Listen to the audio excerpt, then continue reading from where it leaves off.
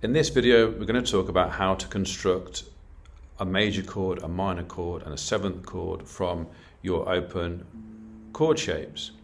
Okay, so for example, on the E major here, I can play E major, E minor, and E seventh.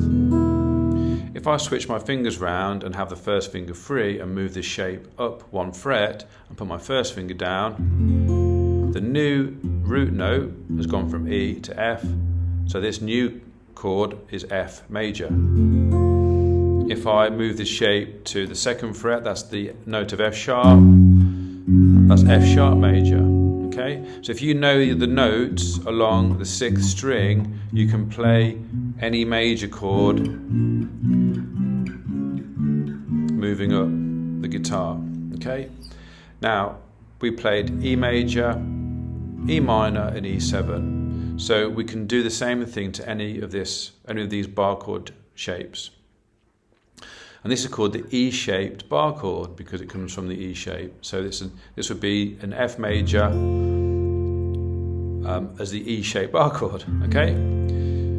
Take away the little finger, we've got F7. Take away the middle finger, we've got F minor. Do that on this next fret: F sharp major, F sharp minor, F sharp 7, G major, G minor, G7, G sharp major, G sharp minor, G sharp 7, okay, etc. all the way up. So if there's 12 notes and 3 chords for each note, you can now play 36 chords moving up one note at a time. So that's the E-shaped bar chord. What about the A-shaped bar chord? So again, we've got A major, I've got A minor, I've got A7. If I move the A shape up, I've then got to put my bar down across fret 1. That's now A sharp major or B flat major.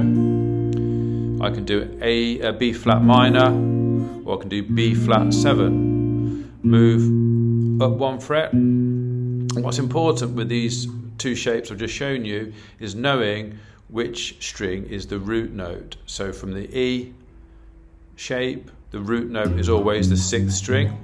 From the A shapes, the root note is always the 5th string. Okay, so if I go to the note of C, A sharp, B, C, I can play C major like that or like that. Okay, I can play C minor like that and C7 like that.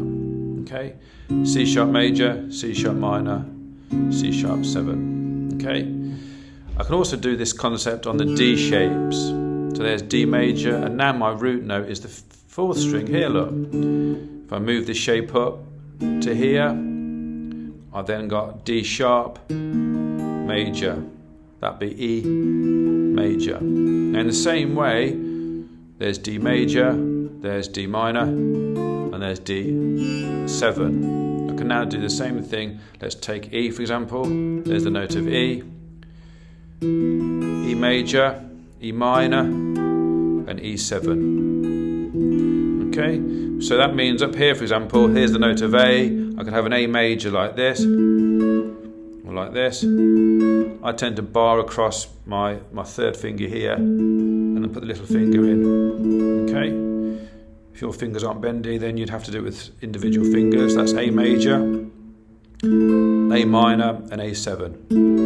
Okay, so for example now, an A7, I can play A7 here, or I could play A7 here, or I could play A7 here, or A7 here as the open. Okay, for example, C minor, I could play C minor here. There's my root of C.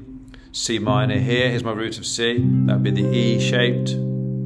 Or C here on the D note, I could play a C minor here. Okay, so if you're working on a song, try at the very least try and play each chord in 2 positions. So if I was playing a B major, for example, I want to be able to play the B major on with the root on the 6th string. That would be the E-shaped bar chord, and I want to be able to play the B major here on the 5th string root, which is the A-shaped. Okay, so if you can play a song with 2 options like that, it's more fun, and you understand the guitar in a greater way by being able to play a chord in a couple of positions. Okay, so work through your song with a couple of chord shapes. Then if you wanted to, you can add on, say, the 3rd one, which would be the B here. A little by little, you will get to know the chords all over the guitar neck, and that's a very satisfying thing to be able to do. All right, so keep working on those chord shapes. Remember, they all come from the open shapes. We've got the E-shaped bar chords, we've got the A-shaped bar chords, and we've got the D-shaped bar chords. Okay. After that, you could explore the C-shaped bar chord and the G-shaped bar chord. These are less well used, but for example, I could take the C and move that up to get this. Okay. And G, I could take the G shape and move that up to get this. But as you can see, the G shape is quite difficult to play. So these are less common to use. But there are ways of using these shapes. You use them as half shapes like this. That's the G shape I'm playing. The C shape one, I can make that into a major 7, for example. If I was playing a 7th, I'd probably play that. If I was playing a minor in this way, that's very difficult. It does that, and then this. Again, I'm sort of playing parts of the chord to make it easier.